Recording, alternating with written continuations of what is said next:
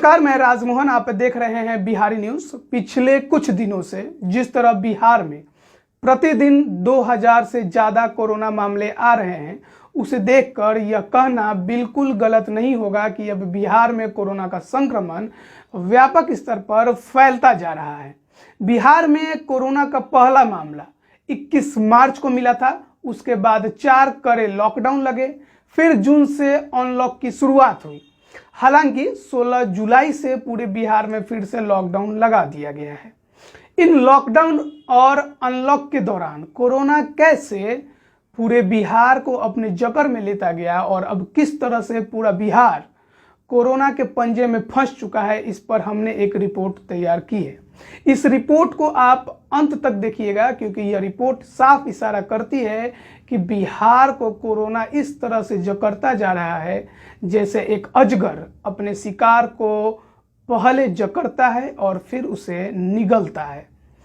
30 जनवरी को भारत में कोरोना का पहला मामला पता चला था और तकरीबन 1.5 महीने से ज़्यादा समय के बाद 21 मार्च को बिहार में कोरोना का पहला मामला मिला। उसके बाद 24 मार्च को जनता कर्फ्यू और फिर 25 मार्च से पूरे देश में लॉकडाउन लगा दी जाती है। 21 मार्च को बिहार में कोरोना संक्रमण की संख्या जो 1 थी, उस संक्रमण की संख्या 1 मई तक 24,118 सैंपल की जांच में 466 हो जाती है। यानी उस समय लगभग 52 कोरोना सैंपल के जांच में 1 कोरोना सैंपल पॉजिटिव आ रहा था। उसके बाद बिहार में जांच की संख्या थोड़ी बढ़ाई गई। बिहार स्वास्थ्य विभाग के आंकड़ों के अनुसार 1 जून तक पूरे बिहार में कुल 78,090 कोरोना सैंपल की जांच की गई, जिसमें से 3,945 सैंपल पॉजिटिव पाए गए। यानी जो पहले 52 कोरोना सैंपल की जांच में 1 सैंपल पॉजिटिव आ रहा था, वो आंकड़ा गिरकर लगभग 20 कोरोना सैंपल की जांच में 1 सैंपल पॉजिटिव आने लगा। उसके बाद 1 जुलाई की रिपोर्ट के अनुसार बिहार में 2,28,689 सैंपल की जांच की गई, जिसमें से 10,205 कोरोना सैंपल पॉजिटिव पाए गए। यानी बिहार में कोरोना को 10,000 संक्रमण का आंकड़ा पार करने में 21 मार्च से 1 जुलाई तक 102 दिन लगा और इस दौरान 2,28,689 कोरोना सैंपल की जांच करनी पड़ी। अर्थात लगभग 22 व्यक्तियों के कोरोना सैंपल की जांच में 1 व्यक्ति कोरोना पॉजिटिव मिल रहा था। अब जरा ध्यान दीजिएगा, क्योंकि सरकार और प्रशासन का कहना है कि जांच की संख्या बढ़ी है 1 जुलाई के बाद से, इसलिए कोरोना पॉजिटिव मामले मिलने की संख्या में बढ़ोतरी हुई है। लेकिन सरकार की बात में और आंकड़ों में थोड़ा अंतर है। अंतर क्या है वो मैं आपको बताता हूं। 2,28,689 कोरोना सैंपल की जांच के बाद बिहार में कोरोना के 10,000 से ज्यादा कंफर्म्ड मामले पाए गए। लेकिन 10,000 मामलों से 20,000 पहुंचने में बिहार को महज 14 दिन और 1,08,523 जांच करने पड़े। यानी बिहार में जहां पहला 10,000 कोरोना के कंफर्म्ड पॉजिटिव मामले मिलने में 2,28,689 सैंपल की जांच करनी पड़ी, वहीं अगला 10,000 कोरोना का कंफर्म्ड मामला मात्र 1,28,523 जांच में ही सामने आ गया। अर्थात 2 जुलाई से 15 जुलाई के बीच लोगों के पॉजिटिव होने की संख्या डबल हो गई।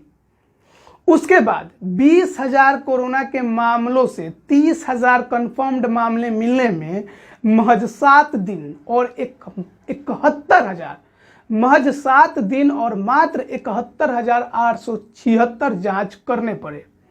इसके बाद 30,000 कंफर्म्ड कोरोना केस से 40,000 कंफर्म्ड कोरोना केस पॉजिटिव मिलने में महज 5 दिन और मात्र 47,236 कोरोना सैंपल की जांच करनी पड़ी। यानी बिहार में पहला 10,000 कोरोना पॉजिटिव आंकड़ा मिलने में 2,28,689 जांच करने पड़े। दूसरा 10,000 यानी 10,000 से 20,000 कोरोना के मामले मिलने में 1,08,523 जांच करने पड़े।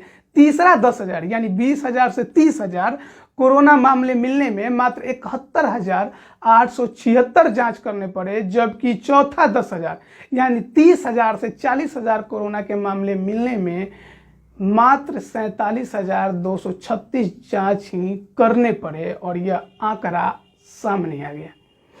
इन आंकड़ों से आप यह आसानी से समझ सकते हैं कि जहां जांच की संख्या पहले की तुलना में 2 गुनी हुई तो पॉजिटिव मरीजों की मिलने की संख्या 4 गुना ज्यादा बढ़ गई। यह आंकड़ा 27 जुलाई तक का है। 21 मार्च से 1 जुलाई तक पूरे बिहार में लगभग 22 व्यक्तियों के कोरोना सैंपल की जांच में एक व्यक्ति कोरोना पॉजिटिव मिल रहा था, लेकिन 2 जुलाई से 27 जुलाई तक लोगों के पॉजिटिव मिलने का आंकड़ा बहुत तेजी से ऊपर गया। 2 जुलाई से 27 जुलाई के बीच लगभग प्रत्येक 8 व्यक्ति के कोरोना सैंपल की जांच में एक व्यक्ति पॉजिटिव मिलने लगा। और अगर पिछले 10 दिनों यानी 18 जुलाई से 27 जुलाई की रिपोर्ट देखें तो लगभग प्रत्येक 6 व्यक्तियों के कोरोना जांच में एक व्यक्ति 6 व्यक्तियों के कोरोना जांच में एक व्यक्ति पॉजिटिव आने लगा है। अब इस आंकड़े के आधार पर आप समझ सकते हैं कि किस तरह कोरोना पूरे बिहार को लगातार अपने गिरफ्त में जकड़ते जा रहा है। अगर अभी भी बिहार सचेत नहीं हुआ तो वो समय दूर नहीं होगा जब भारत में सबसे ज्यादा कोरोना संक्रमित राज्यों की सूची में बिहार सबसे ऊपर दिखाई दे सकता है। बिहार सरकार कोरोना से लड़ने में कितनी सक्षम है और कितनी तत्पर है, यह आप अब तक देख चुके हैं और अच्छे से समझ भी चुके होंगे। सरकार को इसके अलावे भी कई जरूरी काम करने होते हैं। चुनाव की तैयारी और वर्चुअल रैली से बड़ा फिलहाल कोई काम तो है नहीं। बाढ़ आ गया तो क्या है, वो तो हर साल आता है, कुछ नया तो इसमें है नहीं। और कोरोना आ गया तो सरकार क्या करे, ये तो पहली बार आया है, इसके बारे में किसी को कुछ ज्यादा पता नहीं। अब कोरोना से जो हालात बन गए हैं बिहार के, वो तो मैंने आपको बता दिए। अब आप पर निर्भर करता है कि आप इससे कैसे बचेंगे। कोरोना से लड़ने में बिहार सरकार की कमियां तो जग जाहिर है, लेकिन लोगों की लापरवाहियां भी कम नहीं है।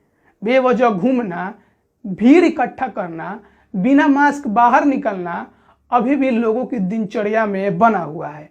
अगर अपने लापरवाहियों से बाज नहीं आएंगे तो बिहार के लिए परिस्थितियां और मुश्किल होती जाएंगी। इसलिए अपनी और अपने परिवार की सुरक्षा का ख्याल जरूर रखें, खुद सुरक्षित रहें और बिहार को सुरक्षित बनाने में सहयोग जरूर करें। खबरों से अपडेट रहने के लिए देखते रहिए बिहारी न्यूज़। धन्यवाद।